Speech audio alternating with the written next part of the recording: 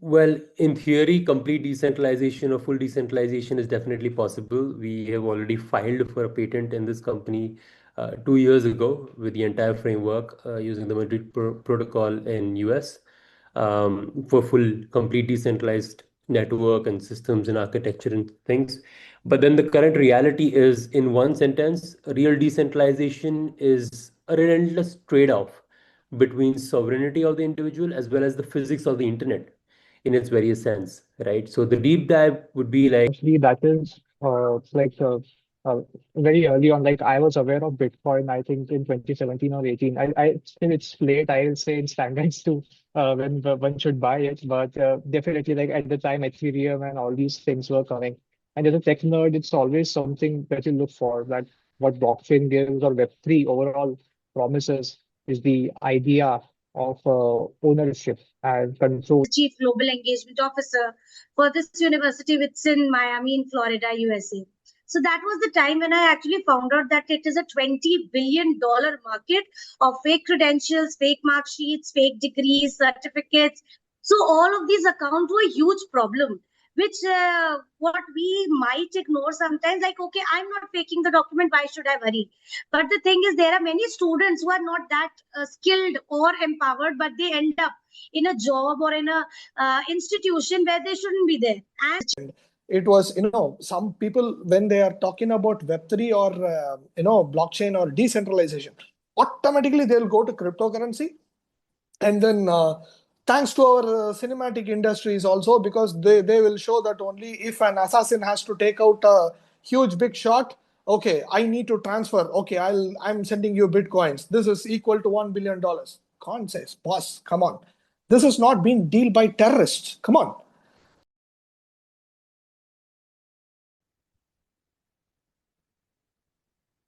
Hey everyone, welcome back to SecureDApp, or more specifically, welcome to the first episode of SecureDApp Senate, the show where Web3's biggest questions don't just get asked, they get debated.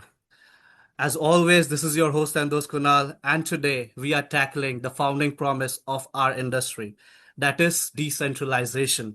Is it being delivered? Is it a dream deferred?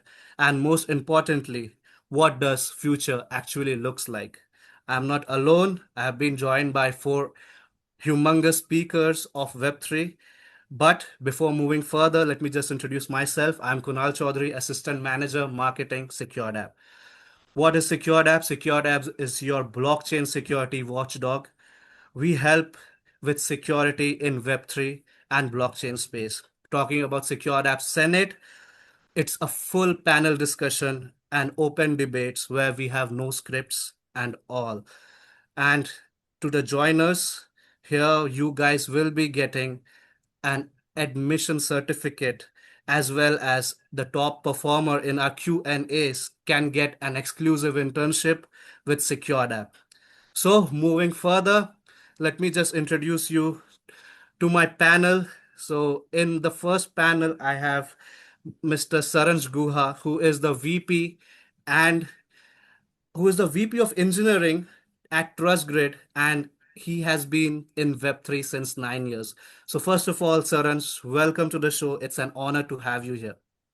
thank you. Thanks a lot. Thanks a lot for inviting me. So Saransh, you have actually built fully decentralized systems and productions, Sync Social on IPFS, self-sovereign wallet, supply chains on blockchain. In one sentence, is decentralization achievable, or we are always making some or the other compromises? Well, in theory, complete decentralization or full decentralization is definitely possible. We have already filed for a patent in this company 2 years ago with the entire framework using the Madrid Protocol in US for full, complete decentralized network and systems and architecture and things. But then the current reality is, in one sentence, real decentralization is a relentless trade-off between sovereignty of the individual as well as the physics of the internet in its various sense, right? So the deep dive would be like, say, for example, you took the name of Sync Social, right? When I was actually architecting Sync Social, we were using Gun.js, DHTs, DLT as a technology, IPFS, like you mentioned. Technically, it's a dream.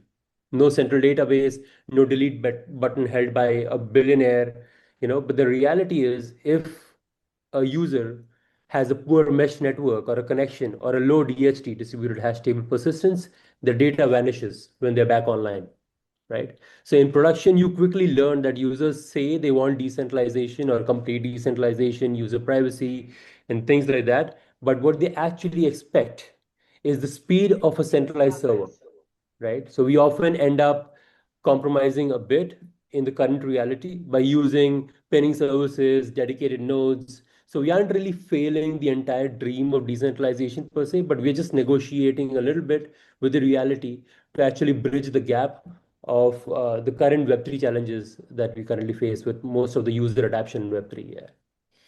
Fair enough, fair enough. So, moving on to our next speaker, who is indeed Karan Mittal, the co-founder as well as CTO of Dexter Intelligence. He himself is a data scientist as well as AI architect. So, Karan, honor to have you here. How are you doing? Thank you. Thank you so much for inviting me. I'm audible, right? Let me see it. Thank you. Yeah, go ahead, Yeah, Kunal. Get your question. yeah. So, Karan, you come from AI and data science, not pure blockchain. When you look at Web3, what do you see blockchain native builders might be missing in this ecosystem? So, overall, blockchain and Web3 is quite revolutionary. And honestly, that is uh, very early on. Like I was aware of Bitcoin, I think in 2017 or 18. I still it's late, I'll say in standards to when one should buy it. But definitely, like at the time, Ethereum and all these things were coming. And as a tech nerd, it's always something that you look for. That what blockchain gives or Web3 overall promises is the idea of ownership and control over your own data and your own assets at the end of the day, right? But there is still, like as Sharansh described, one thing is that people often compare blockchain or Web3 to the Web2 sort of server and centralized, basically powerful servers which transact in milliseconds or nanoseconds compared to what happens on a blockchain. These are like completely different technologies and problem sets we are dealing with and offers very different things altogether. Data quality Correct. obsession is something that I feel is very absent. As we say in ML, is garbage in, garbage out. Basically, if you give garbage to model, it won't be able to give you anything good out of it. And Web3 on that is like right now not looking very good from my perspective at least, because right now anything that the Oracle basically feeds in the chain is thought as truth. Like the failure point is Oracle itself, right? And I feel that has been a big problem for me because I cannot trust one single. So I know like a lot of chains are doing a lot of work on this thing. Another is a feedback loop. Basically, when a smart contract is, let's say, deployed, and now Web3 doesn't give you that much chance of updating it. Like it's difficult to update, and it should be because it's a smart contract. It shouldn't be able to update easily. But then again, in a centralized server, the story is quite different. So I'm a big go for the Web3 tech, to be honest, and I want that we have a truly open and like and personal ownership experience for everyone on the internet. But definitely, these are some problems that I see if can be resolved or can be looked at would do wonders for the technology itself. Absolutely. Sure, Karan, we will talk with you in the upcoming section. But before that, let me just introduce to our next speaker, Shivani Mehotra Bajaj. She is the co-founder and COO of EduBook. So, Shivani, same an honor to have you here. How are you? Yes, hi everybody. A very good evening to all. Thanks for inviting me. I am good. How about you all? Yeah, we are doing good, Shivani, as you can see. So, Shivani, the question that arrives to my mind is EduBook is actually doing that what blockchain in education has promised for years, putting credentials on chain for real students and real institutions. What has the taught you? What has taught you about the gap between what Web3 promises and what institutions are actually ready to accept it? So the basic issue that we found firsthand while see, I have been a professor for the past 10 years. I was teaching as a professor in various accredited colleges in India. And before starting off with EduBook, I was also working as a chief global engagement officer for this university, which is in Miami, in Florida, USA. So that was the time when I actually found out that it is a $20 billion market of fake credentials, fake mark sheets, fake degrees, certificates. So all of these account to a huge problem, which what we might ignore sometimes, like, okay, I'm not faking the document, why should I worry? But the thing is, there are many students who are not that skilled or empowered, but they end up in a job or in a institution where they shouldn't be there. And it is a seat of a well-qualified and a very apt student. So we thought, okay, we should make something for the better of the entire student, employee, and employer community. So that was the time when we started off with EduBook. Other than that, as one of our panelists already said, that he got introduced to Bitcoin in 2017, which was quite late. Me too got introduced to Bitcoin at that time only, similarly. And then we thought more about Litecoin, then Ethereum, then Ripple, then Tether. So many things, so many concepts. But yes, moving back to the main question, how is the institution, how is the universities perceiving it? So first thing, what I think as an educator, we need to educate the people, educate the students, even the institute, that blockchain technology is not only crypto. It's actually a backend technology which we can use elsewhere. There are so many places, supply chain management, education, what we are doing, recording of credentials. Other than that, the deeds, the mark sheets, the sale and purchase deeds, RWA, tokenization. So there are so many different things. We should not confuse blockchain only with cryptocurrencies and only with the scams. Actually, this technology is helping to reduce those scams. And my data belongs to me. So I should have the complete ownership of the data. And it is possible only when decentralization is the play. So this is the main thing that we reach out to the universities and the institutions.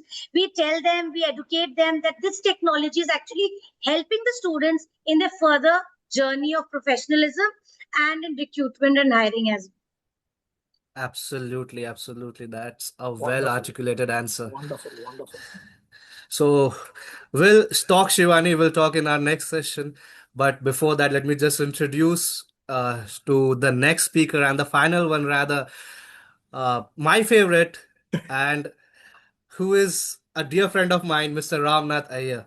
So Ramnath, welcome to the show. And Ramnath is a founder as well as director of Full Throttle PGDM, an educator and institution builder who has dedicated his career to build the next generation of professionals. So Ramnath, how are you doing? I'm doing good. What's How are happening? you? I'm good. I'm good. So Ramnath, as an educator, you deal with how ideas translate into next generations. What's the biggest gap you see between how Web3 builders talk about decentralization and how the world outside really understands it? This, I need to give a quite detailed answer, but I need to borrow a few of the points from Shivani ma'am, because she has already gave 25% of my answers, because majority of the people were not actually aware of what it is actually capable of. And, she was talking about, the education sectors and the students and all the other things. I would first say, let the government and those people who are all already been aware in the market, they are also not having enough set of ideas about what it is actually it is capable of. And as she rightly mentioned, it was, some people, when they are talking about Web3 or, blockchain or decentralization, automatically they'll go to cryptocurrency.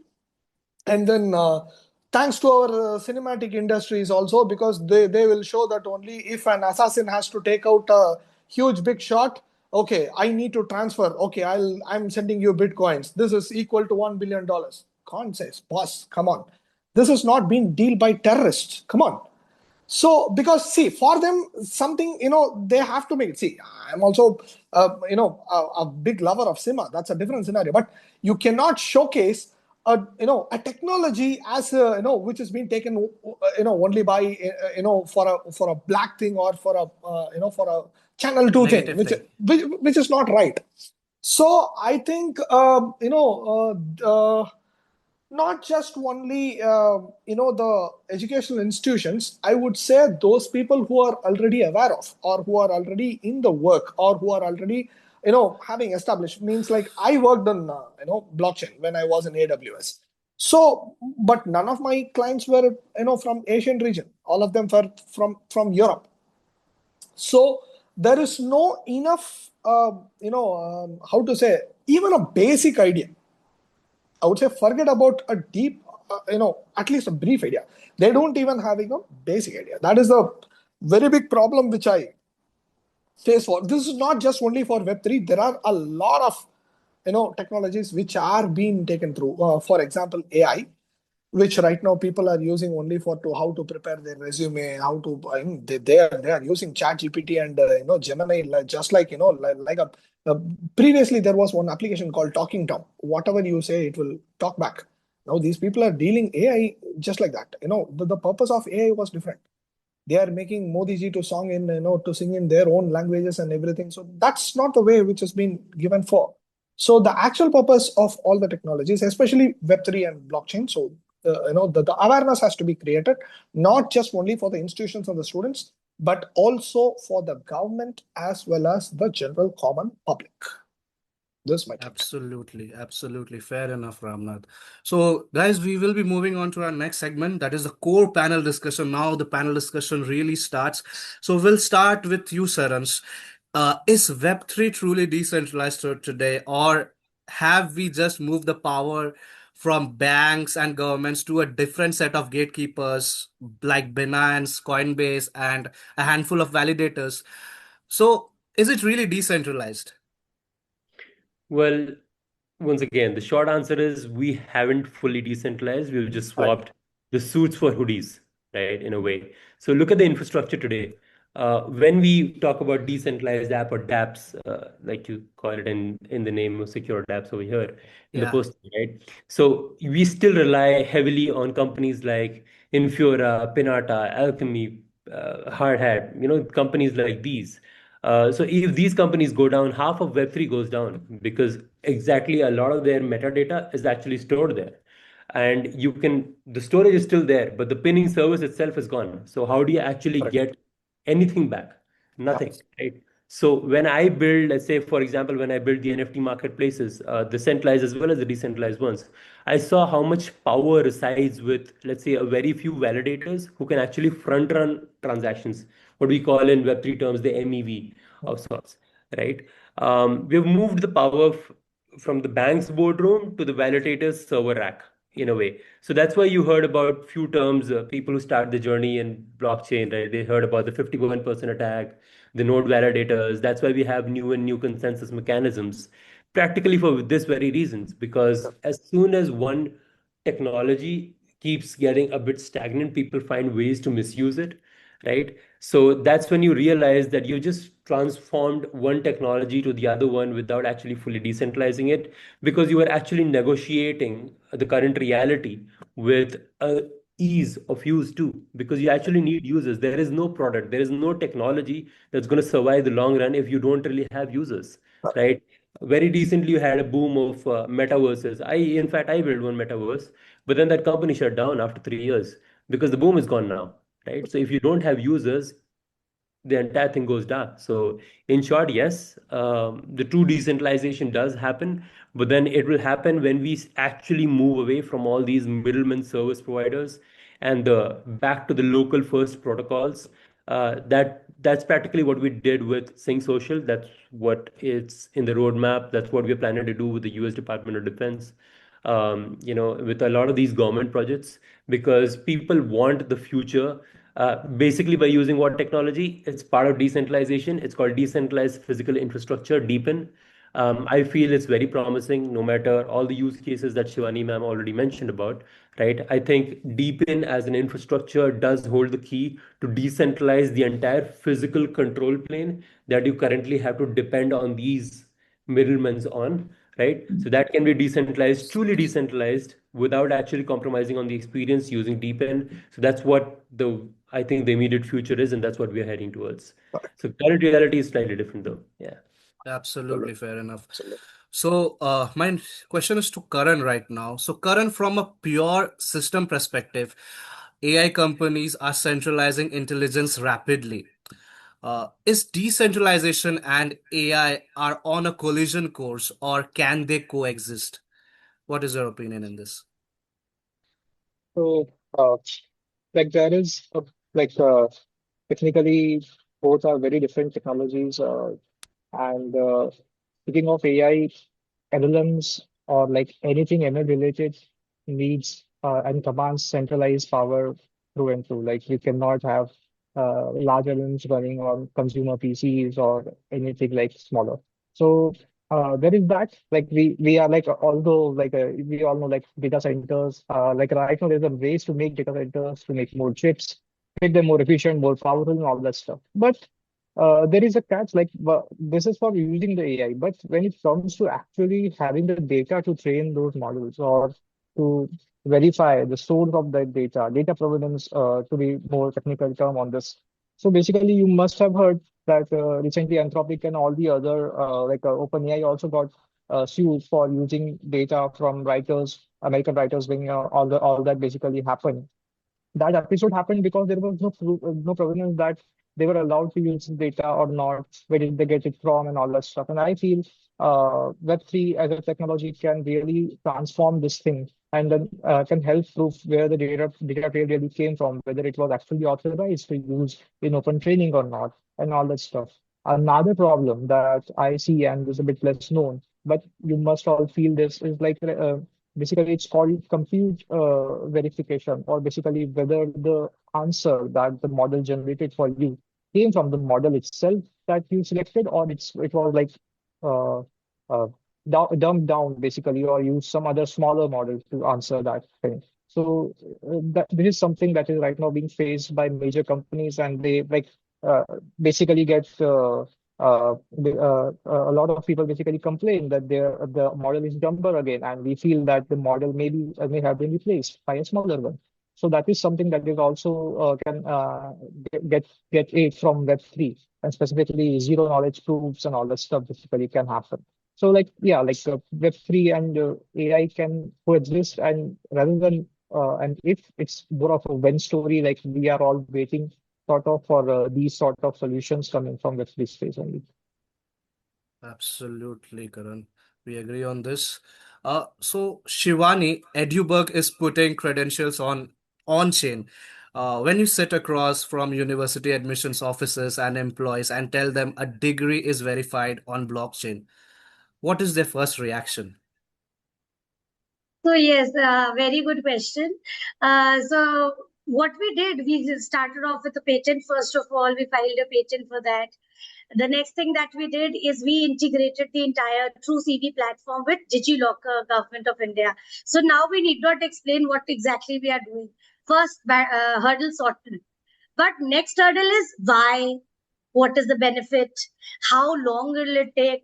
Oh, we need additional human resource now to deploy it for the entire end-to-end process, and n number of queries and questions which actually do not exist, but still they are there. So we tell them that this is a back-end technology first, most importantly. Secondly, you need not do anything. Like you have a simple bar of Google, you have a simple bar for ChatGPT, you can write your thoughts and get answers and questions, and very easy to actually use. Simply, blockchain technology is also as simple as any other technology. But because of various lacunas in understanding, people tend to think it in a manner which is, again, not very relevant. So these universities and colleges, they say, we are going to deploy 5, 6 human resources now. When are the teachers going to teach? Where are the professors' time being wasted? But it is actually reducing their time, reducing their burden, reducing the verification process. The entire value chain is being sorted. Because see, for example, I'm Absolutely. a student and I end up losing my certificate, then there has to be an email chain from the student to the registrar, then the registrar sends it back to the data room. The data room people will reply to the registrar, okay, this was the degree. It will take like 45 days or even more. But with the technology that we've built up using integration with DigiLocker, using the blockchain technology and also AI on top of it, so the entire CV is verified. Every link on the CV is verified. What are these links? Your name verified through Aadhaar card, your email address verified, your entire credentials like 10th and 12th degree verified through DigiLocker, the graduation certificates verified through DigiLocker, the other additional like your skills, your job roles, your internships will be verified through the respective companies. So the entire CV will be fully verified. And if there's an employer coming to employ this candidate, they will find, okay, this entire thing has been verified. So I need not dive deep into the credential part. Now I have to take the interview. I have to see the cultural fit. I have to see the employee fit in the organization. That is the thing we need to focus on rather than focusing whether this person has copied his degree or not. And this is the major problem right now. I have been a professor. I have seen it firsthand. There is a one child or two children, or you can say two students who actually do an internship. All the other tend to copy that same internship letter. I have done this, I have done that. In the end, you find, okay, none of them have understood anything. So with this sort of a formula, with the true CV product, everything, every credential, every skill set is actually verified. And this is not the end. We are not leaving the students there. We are actually verifying the credentials of the employers as well. We see so many platforms out there, and on various platforms, any social media platform you can name, there are employers posting themselves or posing themselves to be credible employers. I am working with this particular MNC, comment interested. I will look into your profile and I will select you based on your profile. All these are fake. All these are scams because they just tend to post this particular post and advertisement to gather the information, gather the data from the students or from the professionals who are actually seeking employment opportunities. And then the data is processed and sold to various companies. So this is actually no employer. So we are actually meeting both the ends together. Verified students on one hand, through true CV product, verified employers on the other hand, through the True Jobs portal. Both are built on the system of blockchain technology where everything is verified, everything is decentralized. So it will help both the parties together. Absolutely. It's a very detailed answer from Shivani. Thank you for that. Moving on to Ramnath, your students and professionals are the future adopters.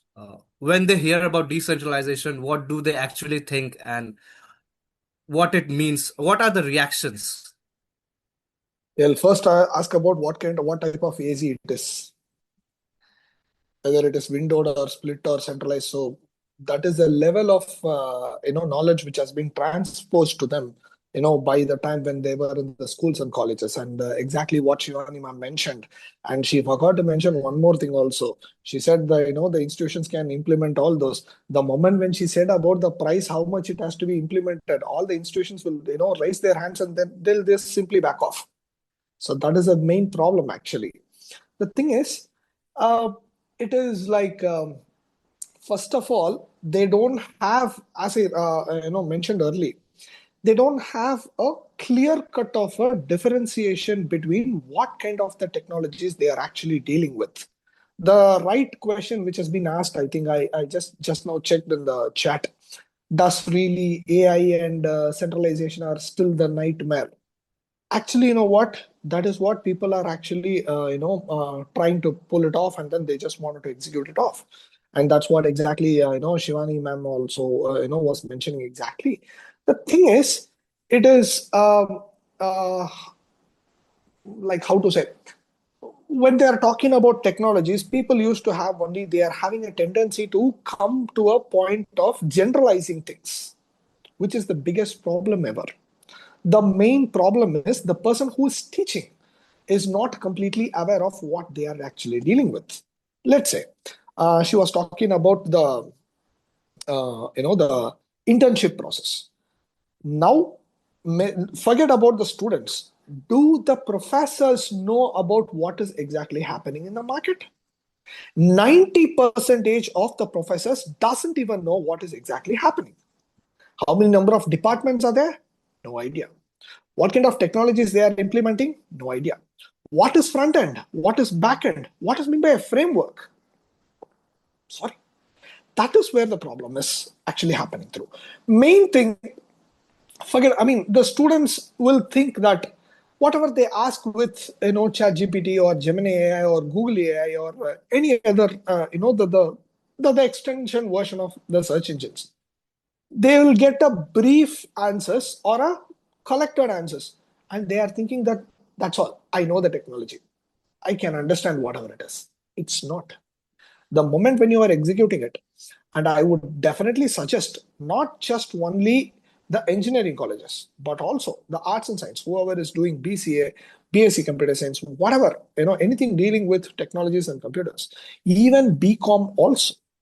I want all those people mandatorily 6 months of internship in a proper validated companies, not just only by submitting or giving the offer letters or completion letters. No, they should come and visit.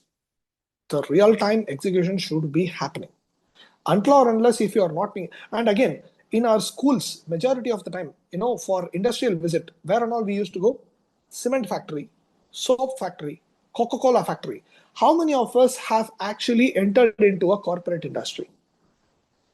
How many of the freshers or the final year students have actually entered into a startups?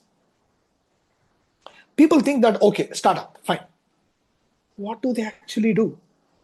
When Sharansh started, or when Shivani started, or when Karan Mittal started, do they really think that, okay, I'm a startup, so I'm a very a small person or a subtle person? No. They started with a vision. They started with something. They were talking about US clients. How do they used to come? And the moment when you are entering into an organization, forget about it's a corporate or an MNC or a startup. It is a professional working space. So it is not just only about, you are just having an awareness. You need to call such kind of a working professional to provide at least 1 week of the seminar or a workshop. Morning 8 o'clock or 9 o'clock, you are starting a session. Evening 5 o'clock, you are completing. In between, you are having 3 different sets of break. 15 minutes tea break, half an hour lunch break, and then this break, that break. What else can you inject? The students are not robots. This should start from PU or 11th standard onwards.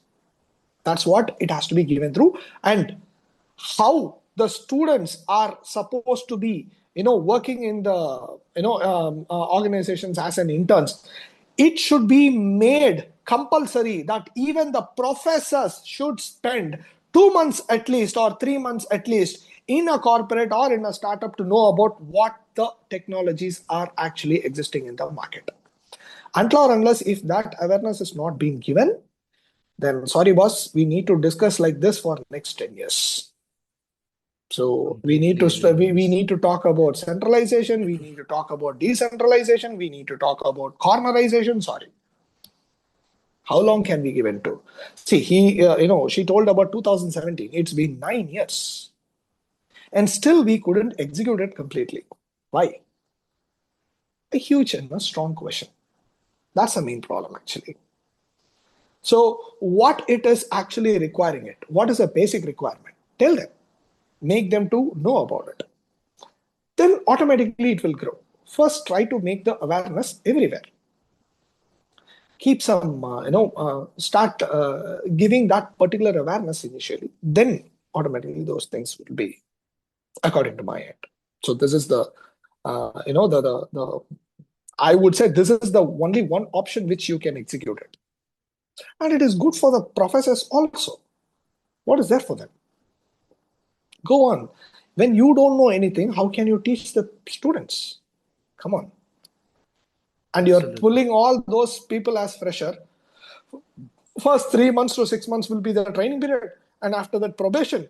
So which means 1 year for the candidate is being totally wasted. And it is wasted for the companies as well. Why do you want to waste 1 year of precious time, which will never come back?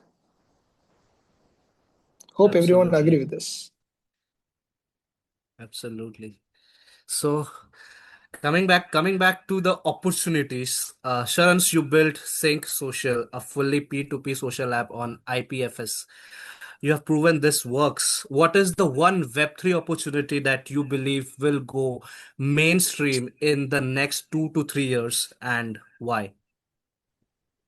Well, I think the way the current market is going, I think combining two aspects. One was briefly mentioned by Shivani, real world assets, RWA. I built an RWA marketplace for an Australian entity when I was consulting with them. And the second one being a merger of Deepin, like I just mentioned, decentralized physical infrastructure.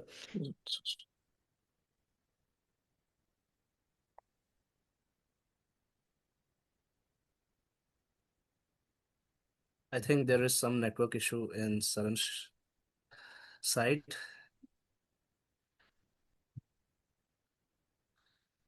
So I think Let there is him some network issues, guys. let So him come back. we will just move to Karan. Karan, real world assets tokenization, fractional I ownership. Kunal, Sharansh is back.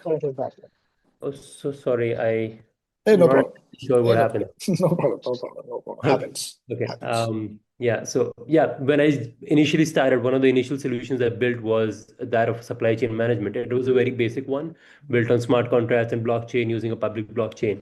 But eventually, when last year we were actually trying to solve it for a US tech company, they actually estimated the entire loss in just 1 year in the logistics industry. And I'm talking about big shipping and moving humanitarian aids, goods, and services, etc. Right? So that's approximately a market of $600 million just in disputes, just in the losses of huge major logistics, right? So that's where we actually built the next level of supply chain management, and we were in talks with partnering with a few other companies. So that's where we proposed not just adding one layer of immutability or trust using blockchain. But what we also proposed were we are supposed to actually track these high value goods.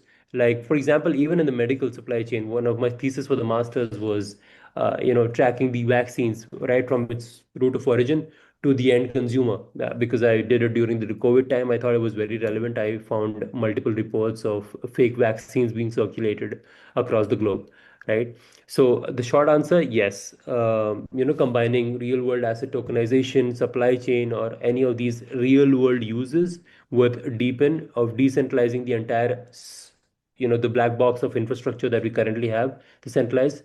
That would be it. The aha moment for me wasn't the token, wasn't the cryptocurrency, right? It was the verifiable data that you actually get on blockchain.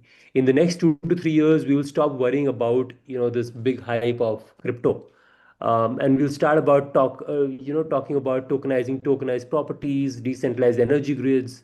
I'm not sure how many projects you guys have heard about, but one of my friends works in NPCI, and they were recently talking about real world asset tokenization. NPCI is the company that actually build your UPI and FASTags.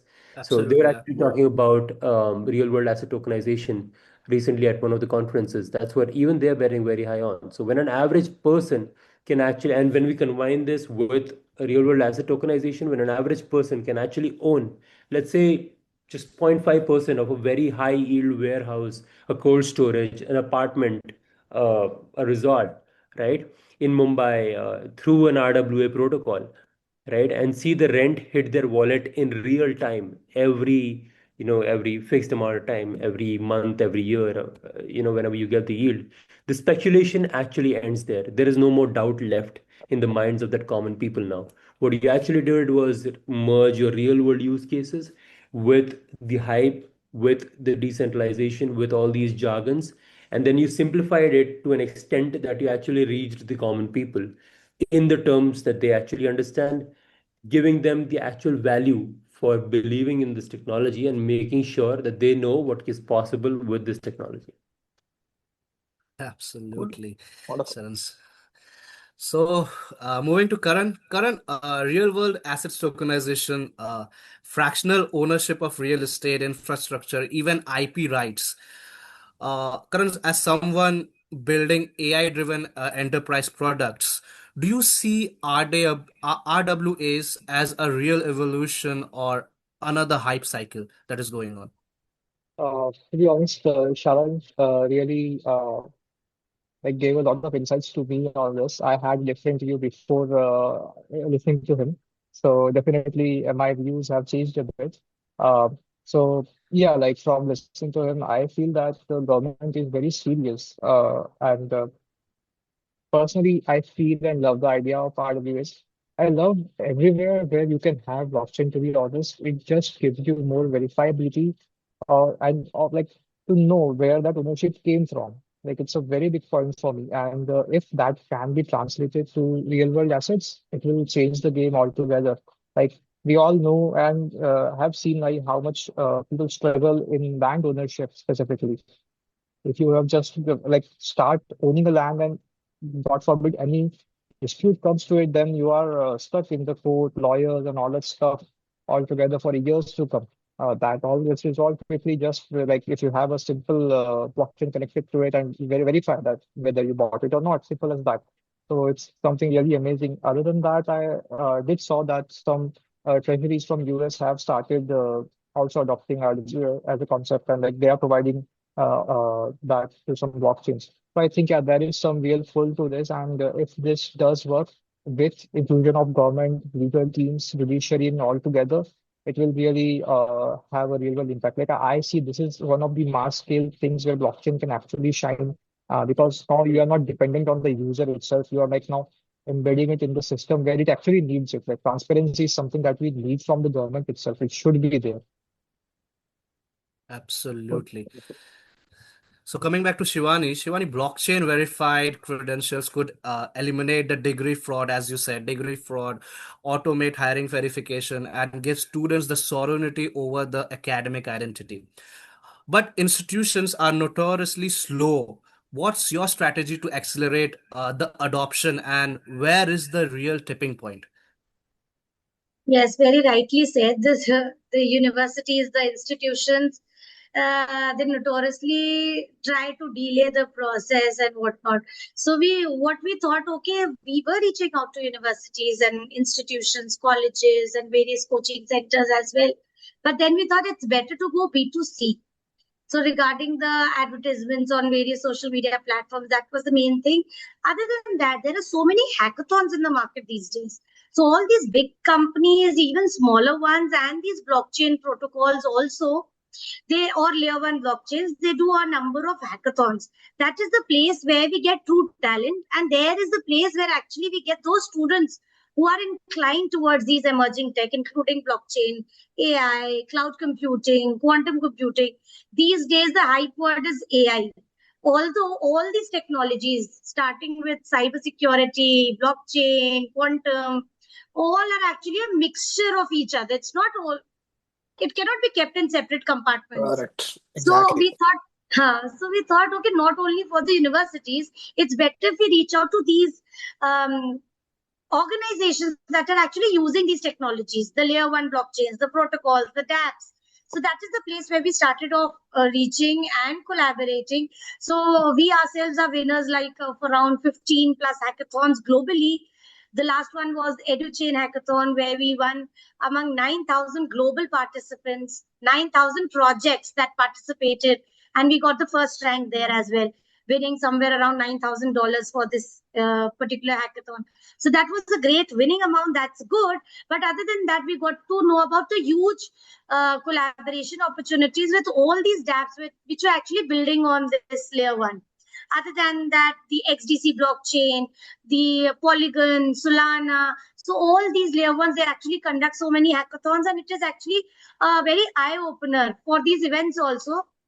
And you would be surprised. These events are not only held in India, but abroad as well. So we've been to such events, such conferences like Token 2049. I think the king of all Web3 conferences, it's that. And you find so many people who are actually building true stuff rather than just beating around the bush, okay, I am a builder. Because these days, what I have seen, Yes. many people are very fond of the name founder, co-founder, builder, hustler. So I I don't know, but why? Many times we see that, okay, this person is written, we've been doing this for 4 years, 3 years. When you ask them or when you get to know them, you find that, oh, they've been doing Nothing at all.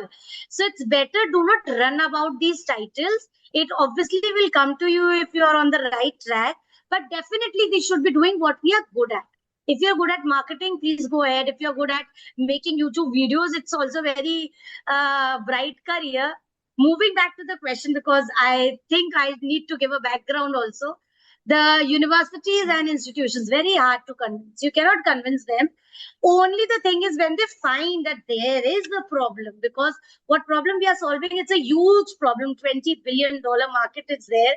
And when they find that there are students coming with a piece of paper and they are saying that I passed out from this particular university and this is my degree, then is the time they find, now this is a very big issue because it is my university name.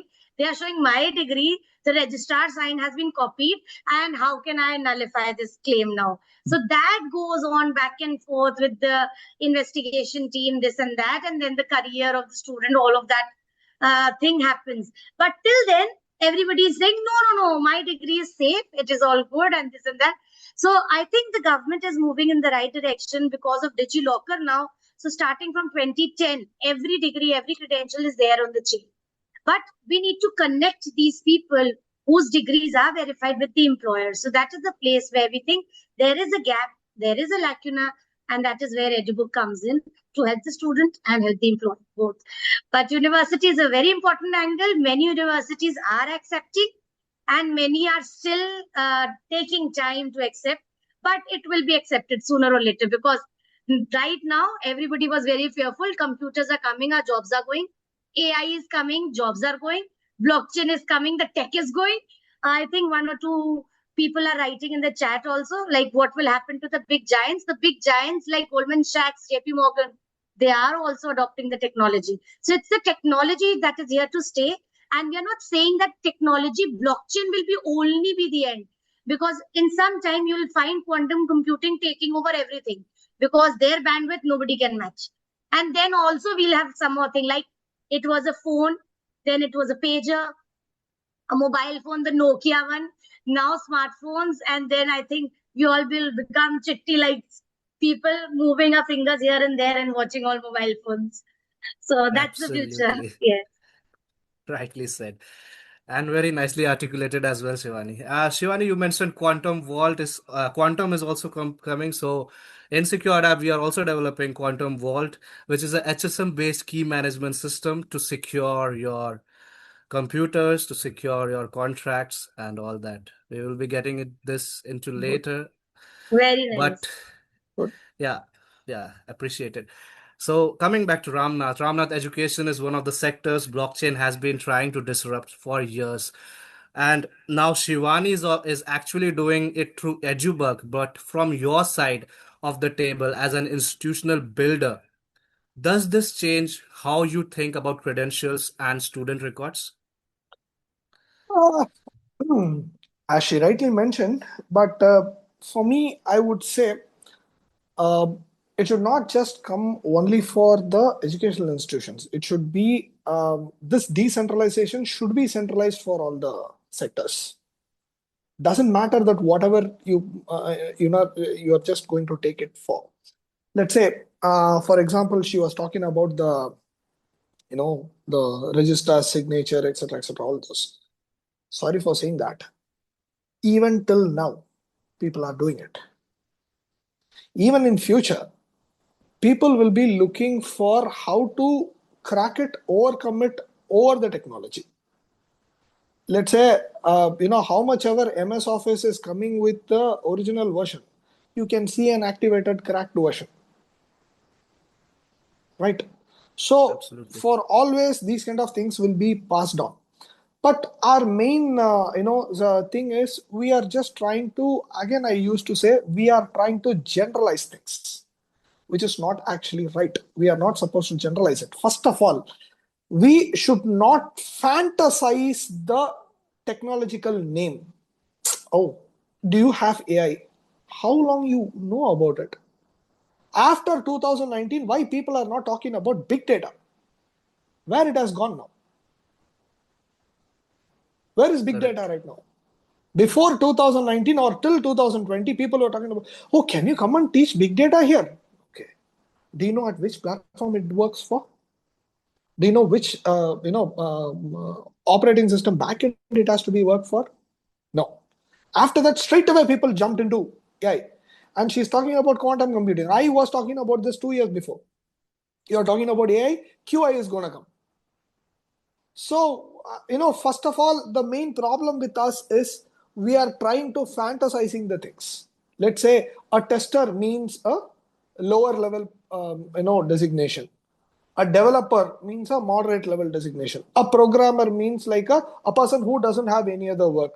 Okay, I am a manager, it is okay. How many number of people can become manager, boss? Come on. Do you really think that only managers are earning in lakhs?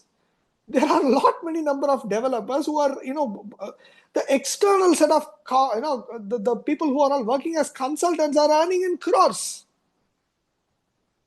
So, our main thing is the moment when we are thinking about something, we'll straight away jump to, okay, we'll see some 2 to 3 people. In analytics, we used to call one thing called sampling. Okay. So, we used to pick only whichever it is required for us. We'll see some 3 to 4 people who are all, in a very posh position. They are all living in a, in a duplex apartment or in a 3 BHK or a 4 BHK apartment. They are having a luxury car and having a, very stylish life and a posh life. So where is he working? He's working in Microsoft. As what? As a Azure developer. So I also wanted to be like that. How long, boss? Come on. First of all, think about what is exactly basically the basic requirement, what it is.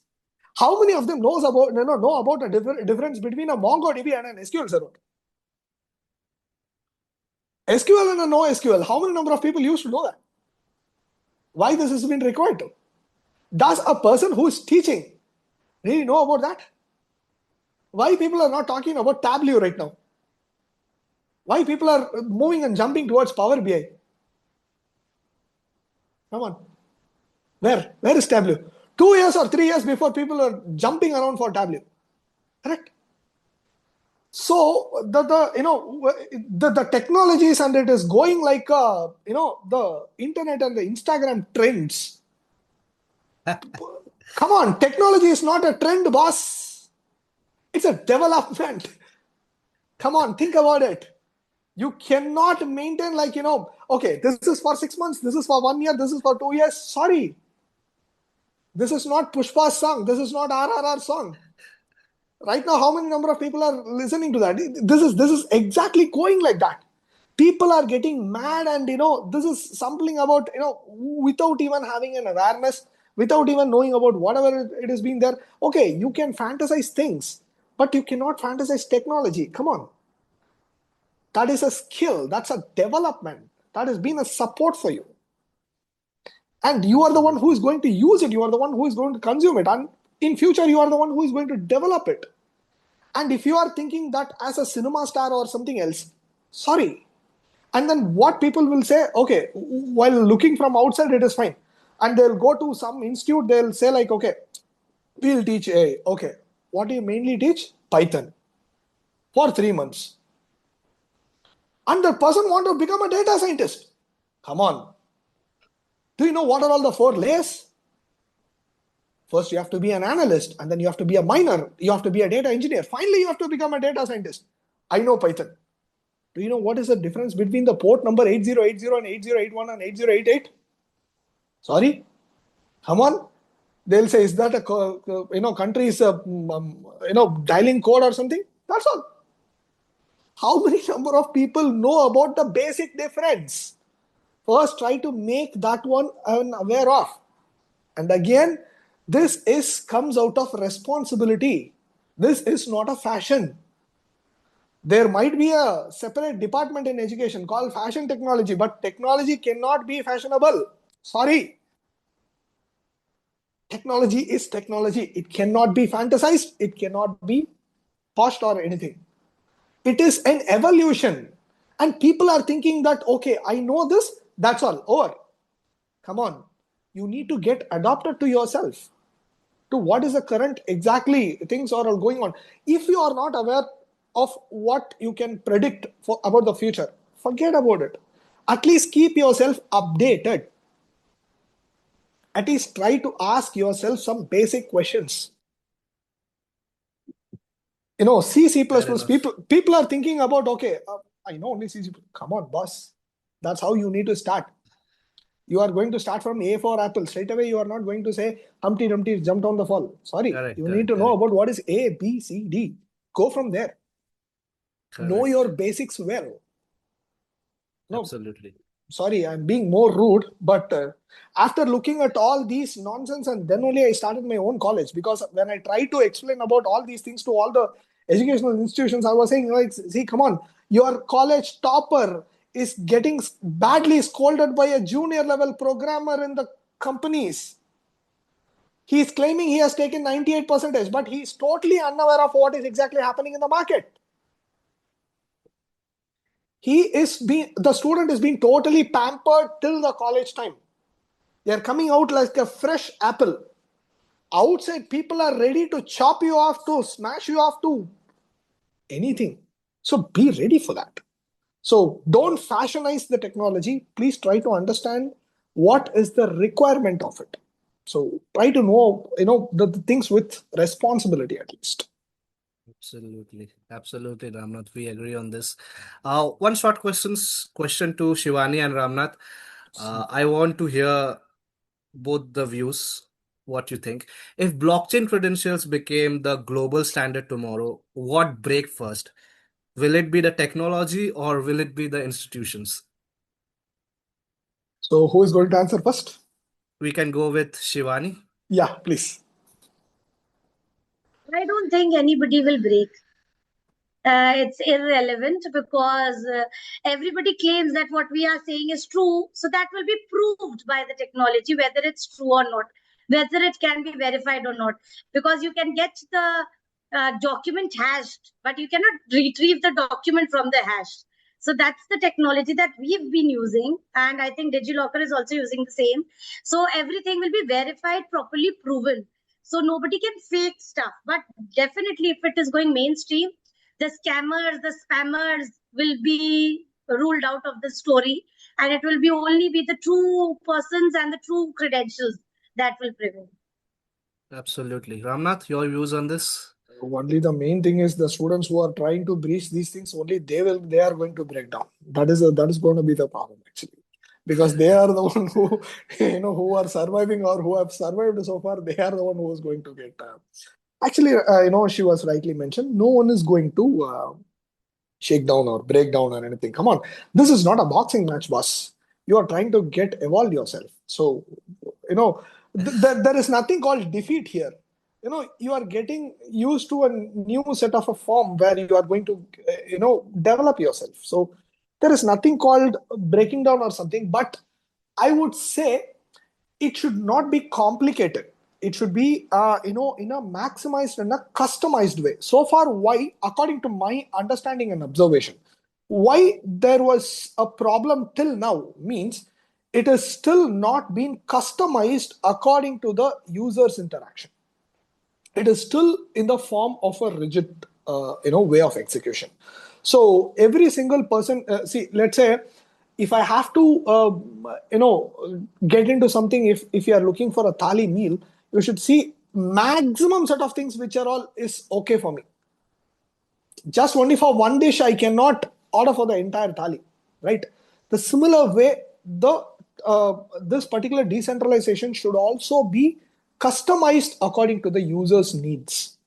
Let's say if somebody doesn't require some set of a form of an execution, and you are saying that you need to execute it, and mainly whether it is going to be idle or not doesn't matter.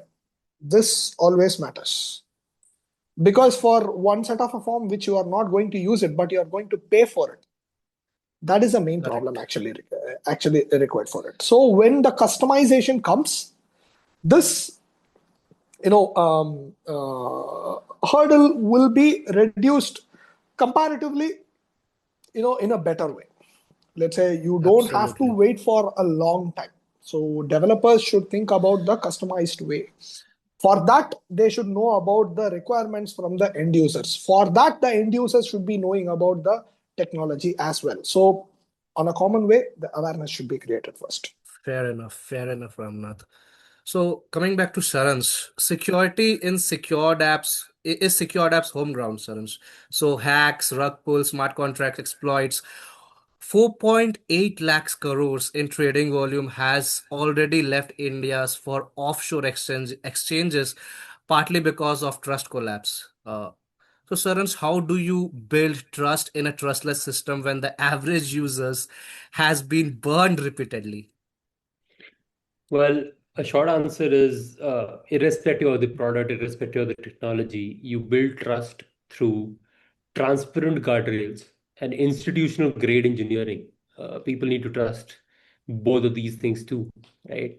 For example, when I was actually building the crypto trading bots, one tiny logical error won't just crash my site or my server or the product.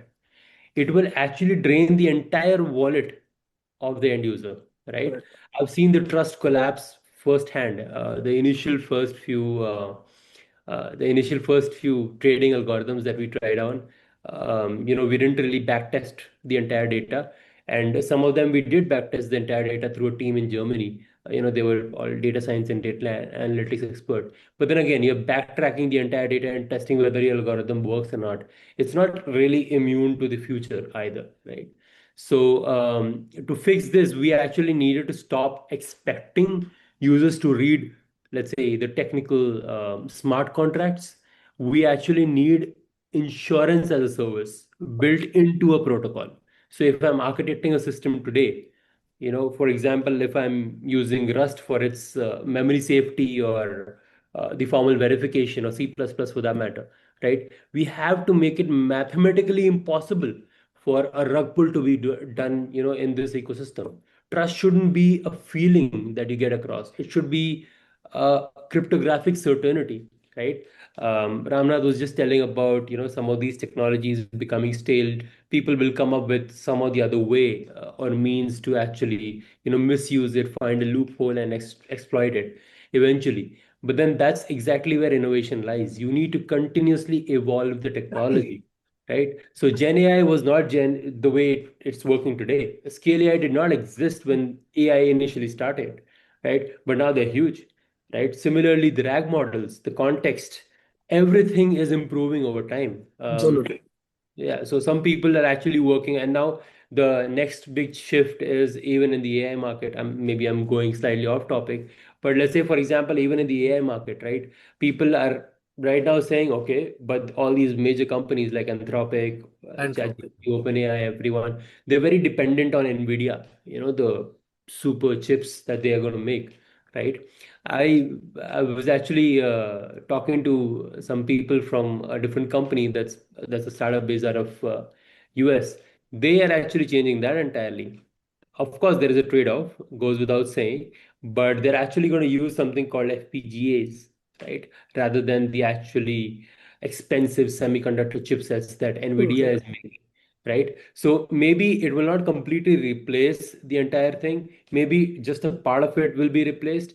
But then again, innovation is a continuous process. You cannot, like Ramnath was saying, you cannot fashionize these kind of things. Exactly. It has to be a continuous process. Yeah. And it has to be built into the Absolutely. entire product, into the entire technology. It cannot be just a jargon that you learn, just because it's a buzzword, right? Shivani was saying. It's not a buzzword anymore, right? You need to see it happening. You need to get into the ecosystem. You need to understand from the root up, from the basics, right? Only then will you actually build up the trust. And for the common people, like some of you already mentioned, invisible UX, you need to simplify things in a way that they actually use it today. Otherwise, you're never going to break the barrier. And then you got to build the trust and the security into the products. That's practically what our goal is with all the products that we're building right now at TrustGrid. But yeah, that's a crux of what I feel. Institutional Absolutely. grade engineering as well as transparency, guardrails. Wonderful. Absolutely. Wonderful. Wonderful. Sharan's very nicely articulated. Coming back to Karan. Karan, you have worked on production AI systems for Lam Research, semiconductors company, healthcare. When you look at Web3 infrastructure today, scalability, developer experience, tooling, does it meet the production grade standards or are we still a prototype territory? Not exactly prototypes, but there are still things to do, like a lot, because the amount of data that I have processed, and I see the amount of transactions just for one single company.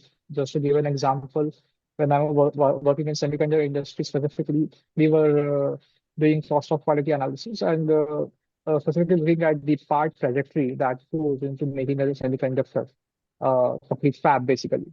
So each of those parts have so many trackers from which factory they came from where they went, from which place they came from. It's really a global assessment tool, to be honest, when we did that. And we learned that like for even a single part, we are tracking like 3 to 4,000 parts that are coming from multiple countries around the world. And even the raw material itself is something that we had to track. So definitely, the amount of data that I processed that time, I could not think, and I still don't think that the Web3 infrastructure that exists today is capable of doing that. But it's not built for that. But when I see that when it will scale, it is definitely going to do so much more. Like if we talk about UPI, I don't think right now is the scale that can be achievable by Web3. Definitely doable in future, but right now it's going to be a bit difficult. So production grade definitely is a bit far from my perspective at least, or from the scale that I see that I want to Web3 to reach. But definitely from the early days when I used to like tackle around and like see how it's going, like MetaMask was something back in the day. I don't think right now there are like a lot of wallets and stuff, but like at that time it was there. So yeah, like we have moved a long way. We do actually a lot of events in indoor of Web3 as well. And I see a lot of students coming in. They are actually talking about smart contracts or some L2 or L1 blockchain that they build something on, exploring some new concepts. And I'm surprised also this is really nice. Like I'm very glad that people are talking about the students specifically, and they are genuinely interested in learning more about these things. Absolutely, Karan. Shivani, the hardest part of what EduBook is doing isn't the blockchain. It is the human side. Institutions resist change. Students don't know what a wallet is. Employers don't know how to verify credentials on chain. What is the single biggest non-technical barrier you have faced in getting blockchain credentials accepted? Yes, the non-technical barriers simply they don't know what to do. Firstly, what I think like it should be as simple as going on to Amazon and just punching in a word and getting your product. It should be that simple, but it's not that simple because you need to connect a wallet. Now they understand, okay, now for the wallet, I need to have a credit card, a debit card. This will go like USDT or USDC or SOL. What will happen to my money? How my account will be hacked? This scam will be done and whatnot. But I think the biggest barrier in this case is the lack of knowledge, firstly, because every time this does not lead to a foul play. Secondly, even if they are educated, many people are knowing the technology, they know how to open a wallet, but still they are not that UI UX friendly. It should be that friendly, like it's a simple page, a browser, Google. You can write what you want to write. You can do what you want to do, ask whatever question you want to ask for a picture or a question or an essay. It should be that simple. That is the biggest lacuna of Web3 right now because the UI UX is very tough. There is an O0XXX2XA such a long name of that wallet. People make a MetaMask wallet, then they forget the private key. Many times they remember the key, they forget where they logged on to. Which type of wallet was it? Trust wallet or MetaMask or this or that? Is my phone is being changed? I forgot. How to use a hard wallet? What is the difference between a hard wallet and a soft? So there are so many questions. And it is an irony, I think. I was a professor of economics and management. I know a lot about blockchain. I'm still learning a lot more things because every day there is a new thing that is coming up. You need to keep pace with the evolving environment and the evolving technology. We cannot just stay back and understand that, okay, there was a box computer with black and white screen and we were just playing Wolf or that teeny weeny game that was there when the internet was not there. So we have to evolve as per the technology. It is tough many a times. Yes, it is tough to understand firsthand, but we need to adapt to the phase. But the basic barrier, I think, is the UI UX because that needs to improve, that needs to attract more people, and you should not see what is happening at the back end. If I'm using Amazon, if I'm using Google, I do not know which type code they are using. It is Java, it is C++, which language, React, Node.js, nobody cares. I want to get my work done. So it should be as simple as this case in case of Web3 also. You need not know what is happening in the Web3. Wallet is being created, gas fees is being deducted, whatever is happening. It should be a simple to use app and a simple to use structure so that people get adapted to. And every time the technology need not come in front. Right now we are using this platform, Zoom. So we do not know what is the backend technology of Zoom, and we don't care also. The basic idea is to have a video conferencing call, and that is what it matters. Rightly said, Shivani. Very nice, rightly explained as well. So you said UI, UX. So UX in UX is the silent killer of Web3, I think, Ramnath. The average person cannot manage a seed phrase, understand gas fees, or distinguish a legitimate dApps from a scam. So, Ramnath, as an educator, is the burden on technology to simplify or on education is to catch up? Absolutely, yes. That's why I said previously, it has to be customized. Everything cannot be come as one single set of a form or anything. Maybe an application can be, but that also should be customized according to the user's interest. So if you really want to make about exact user interest, you need to make sure rightly, what she said, the UI UX should be agile. It should be strong enough and it should be simple enough. People are talking only about the attractive factor, which is not right. What you are supposed to make is exactly what is a need, what is a purpose, and what is a requirement. Based on that, the particular set of an application should be started. And again, uh, sorry for saying this, we are talking about Web3, to be going for decentralization, why it is not being able to, achieve all these things. Have you ever talked about an alternative for any of these things? If at all we couldn't achieve this one, what is the alternate? Are we going to say exactly the same way? Means like one third of the global market is working differently, one third is working differently, and the remaining one third is working differently. Is this called a globalization? Sorry. So for every single technology, whatever we are actually making to, there should be an alternate resource also, should be. This is according to my observation, because you know what, if you are looking for, there is a there is a always when it comes to technology, there will be always an American version and a German version. Oracle, SAP, right? Correct. So what is your alternate when you are talking about decentralization and you are talking about completely making everything into Web3?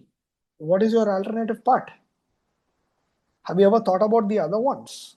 In the first ever questions which you asked, between Sharansh and Karan, why AI and Web3 is still becoming a nightmare, and one of the audience also have been asked a question. What way is our set of thing to make it happen? If at all not with this one, what is our other one? Do we have any other alternative? That is what we need to think about. That's what we need to check it about. Let's say when we are talking about restaurants, or even for an institution, my son wants to study, BTech in information science or BTech in information technology. If at all in this college, I can go for the other college. Are we talking only about one college and one university? No. Then why we need to stick on to the technology in the same way? Why don't we have an alternate version? Why don't we have some 3 or different 4 set of versions? If at all this one is not being there, I can use for the other one. Now for UPI payment, we have Phone Pay, we have Google Pay, we have Paytm, and right now all the bank they have come with their own UPI IDs, and then people those banks are saying use our app, we'll give you cash back per month, do this much of transaction, you will get 500 rupees cash back. Why they are saying it? The form of payment is same. You're going to make it from the bank account to bank account with one set of any kind of a application. When we are having for the same technology, we have 3 to 4 different set of alterations, means why we are getting stuck with one set of thing. That is where we are getting stuck into. That is where we couldn't achieve this particular set of a thing. And we are talking about years, a decade past, boss. This particular set of thing came in 2016. Now we are in 2026. The form of tax has been changed from VAT to GST. And we are still talking about decentralization. Come on. Start thinking about especially the companies, the developers, and for the end users also. When you are having an alternate for Amazon as Flipkart, what is the alternate we are having for this set of a technology? We need to think about it. Once that's been done, then it is, trust me, within 5 years, this could be achieved even more in a better way. Absolutely. And I think Karan wants to add something. Yeah, please. Yeah. So, as Ramnath, you were saying, definitely, it takes time to like have an adoption. But like, yeah, it has been 10 years, more than a decade actually, Exactly. since the Bitcoin paper came. So definitely, there is something wrong, various aspects that is stopping. One another thing that I want to point out, like as a data scientist, we were well aware of transformer models, and we also did a lot of Q&A bots and all that stuff before ChatGPT came. When ChatGPT came, it didn't really introduce transformers as like another architecture or anything. It just gave you a chatbot. You come in, you talk, and you will surprise how good the answers are, how personalized they can be, and how accurate they can be. That's it. So I think that movement is still missing in Web3 world, where like it will pick up like that once that sort of a value provision is understood by the user. It existed before also. Like right now, Web3 exists, LLMs existed before also. It has been architecture since 2017. We worked on it in 2020 itself, like with a lot of more sophistication and all that stuff. So like uh, technology exists. It's just that there is a aha moment that comes. And I think yeah, a lot of people are working towards it, and I hope we get to see it sooner than later, maybe next year or two, because AI has really also accelerated the development of software altogether. So I'm hoping that we do get to see something like this. Absolutely, Karan. Hope in a positive way. So, coming back to our next segment, so I think many of the audience and many of the people here have shared some questions. So, one question I will just pick up. It is for, I think I will ask this. I think Shivani has already answered, but I will ask this from Saransh. Saransh, will digital identity become the biggest Web3 use case? Biggest or not, but I think it is the immediate future. Practically speaking, from experience, yes. We have heavily worked on a bit of a combination of these technologies, especially given SSI, self-sovereign identity, basically credentials, verifiable credentials on blockchain. And then we have combined it with something that you were talking about, that you're doing in SecureDApp. You're talking about binding the identity and building it onto the silicon using the HSM in your devices. We are actually doing that on the mobile devices. It took us quite some time. But then we also, I worked with a very small set of people. We were able to crack the entire backend and the backup recovery flow for it. So that's what we have filed an IP for on a global scale too. So that's also, yes, post quantum resistant. Goes without saying, but yes, in a crux, yes, SSI or digital identity is a very crucial immediate next step for blockchain, on chain credentials, verifiable, building the trust layer into and embedding it into the life of everyday users. So yeah, I think in a very short answer, yes, it is the immediate next future, because that's not something that is an immediate translation or an evolution of the technology rather, but it's more about the impact that I see from this, that is actually possible. I think Shivani has already briefly explain that in great amount of detail for that particular industry. We are applying that for education. We are applying that for land reforms, land record digitization, and we are applying that for MSMEs, etc. too, across APAC and as well as some states of India. So yeah, I feel decentralization is for the public good infrastructure, just like roads. But currently, we are just arguing, about the toll prices, the gas fees, while the roads are still paved. It's being paved. We need to focus on how this tech fixes the broken systems, not just how it creates new big black boxes and tech billionaires. Right. So yeah. Absolutely. But few days ago, we even heard Raghav Chadda speaking about decent blockchain technology, implying it on land records and different kinds of records. So I think we are reaching on the right place, but still more work is needed. Oh, absolutely, absolutely. I don't know how many people already know about this, but Andhra as a state in India, they started this initiative. The company went bankrupt. That was actually trying to implement this. They sold that company. That company went bankrupt. Then they finally partnered with Polygon directly.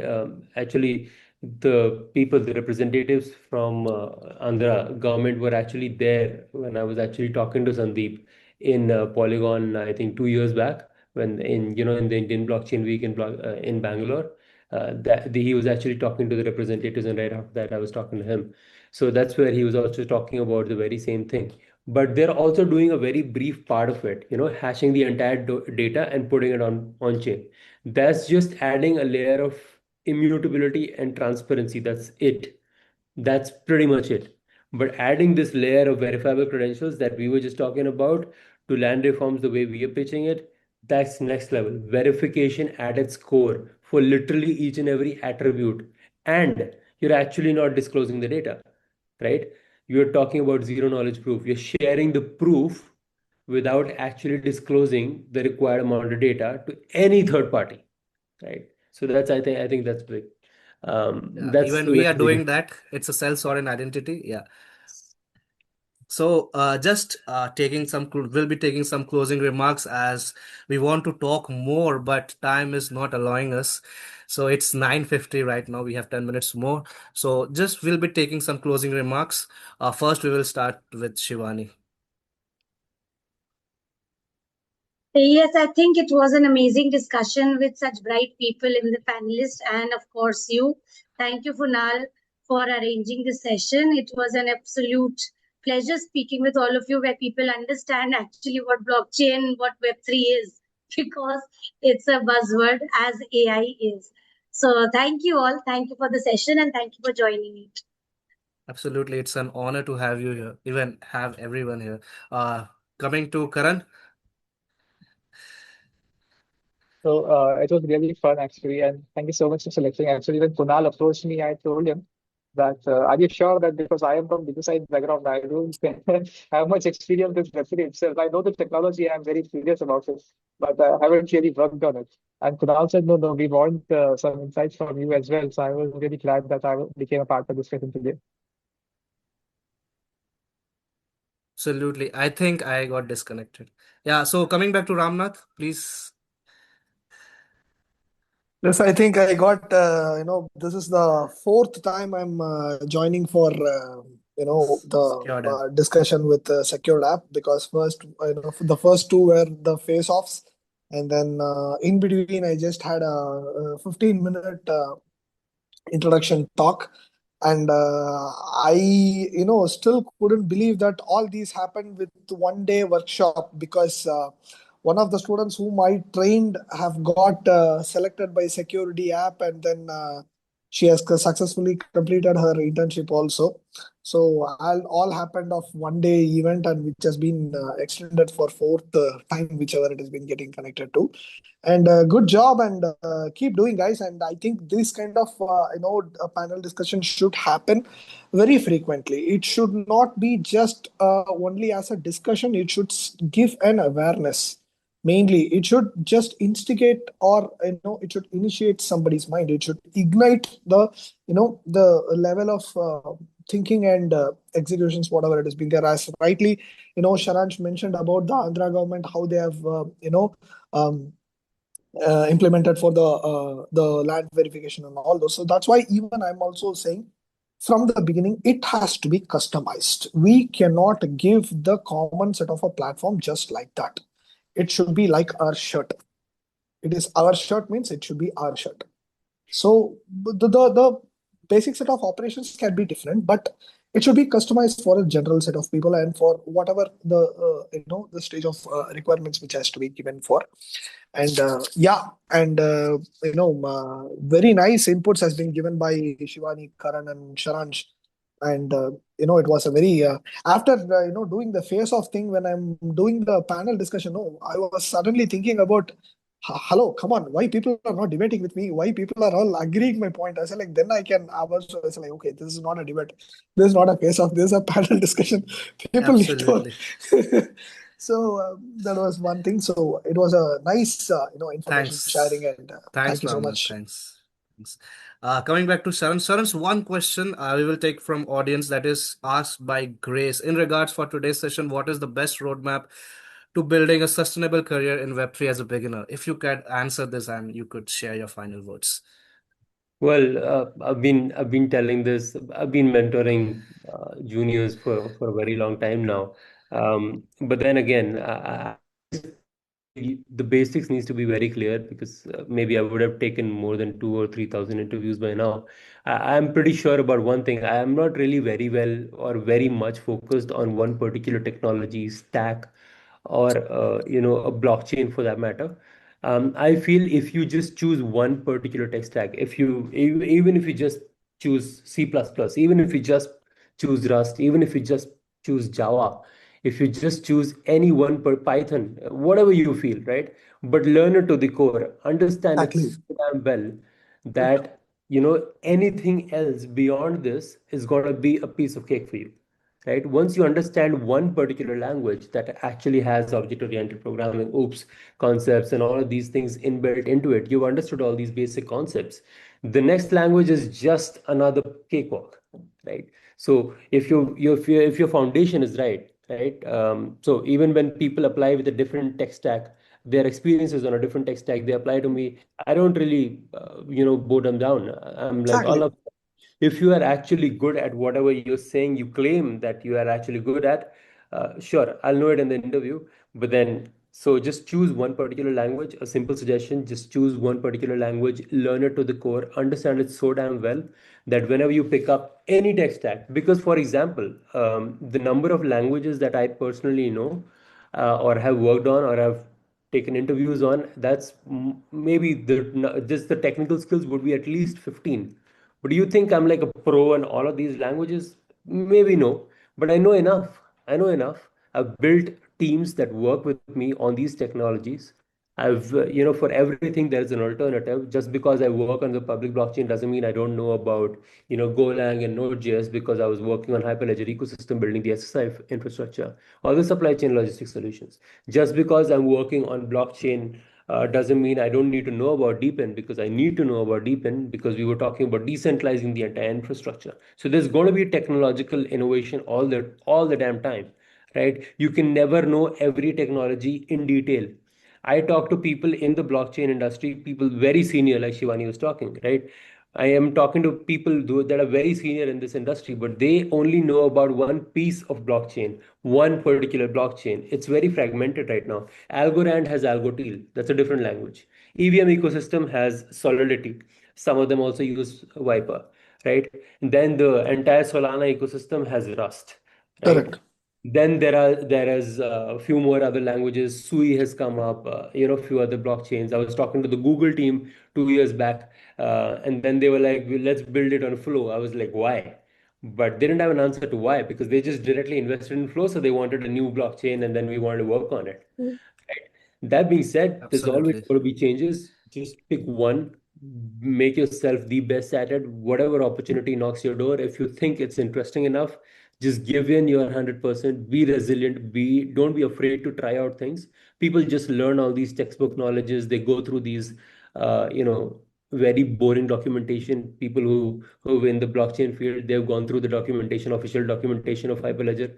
They know what kind of boring documents I'm talking about, right? You barely learn a thing or two from that. But then once you start implementing, once you start facing the problems, these days you have AI, man. Just take a screenshot. This is the error I'm facing. Just tell me how to possibly reduce the Oh, effort or exactly. this, right? If you just Absolutely. keep on trying that, you will definitely learn it. But you cannot brainlessly start using AI either, right? Absolutely. You need Correct. to understand the basics. That's what I'm saying. Doesn't matter which language you pick up, just pick up one, learn it to the core, and then everything is a playground for you. Just choose the Very right rightly said. partner with it, be it SecureDApp, be it TrustGrid, be it any other company, EduBlock for Yeah, them. please. If they tomorrow they decide to choose, the core concept remains the same. She decides to make credentials, maybe just not on, just not on Hyperledger, maybe just on Polygon blockchain for that matter.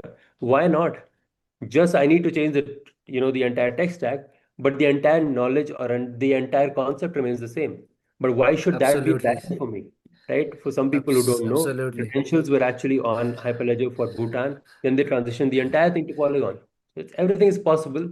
Absolutely, Saransh. But right now we are short of time. I think it's just the one last minute, so we have to wrap it off here. Sorry for the interruption. So guys, I hope you liked this session. If you did so, please hit the like button. Follow Full Throttle PGDM. Follow EduBook.